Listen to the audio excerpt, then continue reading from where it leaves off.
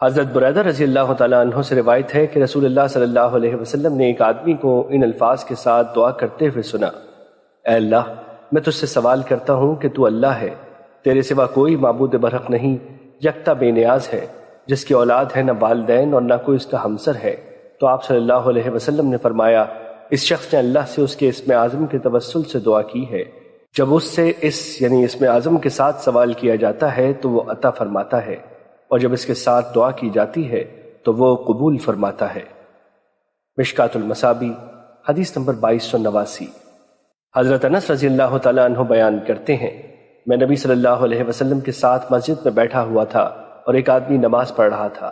اس نے کہا: اے اللہ، میں تجھ سے سوال کرتا ہوں کہ ہر قسم کی حمد تیرے ہی لیے ہے، تیرے سوا کوئی معبود برحق نہیں، بندوں پر رحم کرنے والا، نعمتیں عطا کرنے والا، زمین و آسمان کو عدم سے وجود بخشنے والا، اے عزت و اکرام والے، اے زندہ اور قائم رکھنے والے، میں تجھ سے سوال کرتا ہوں۔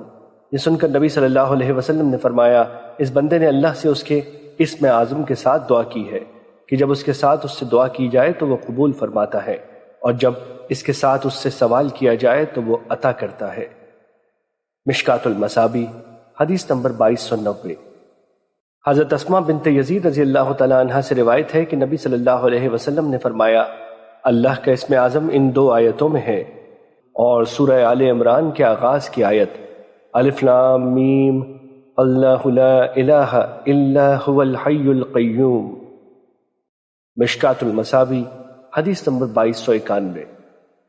حضرت سعد رضی اللہ تعالیٰ عنہ بیان کرتے ہیں، رسول اللہ صلی اللہ علیہ وسلم نے فرمایا: یونس علیہ السلام جب مچھلی کے پیٹ میں تھے تو انہوں نے ان الفاظ کے ساتھ دعا کی تھی: لا الہ الا انت سبحانک انی کنت من الظالمین۔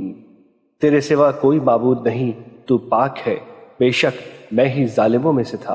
کوئی مسلمان شخص کسی معاملے میں ان الفاظ کے ساتھ دعا کرتا ہے تو اس کی دعا قبول کی جاتی ہے۔ مشکات المصابیح حدیث نمبر 2292۔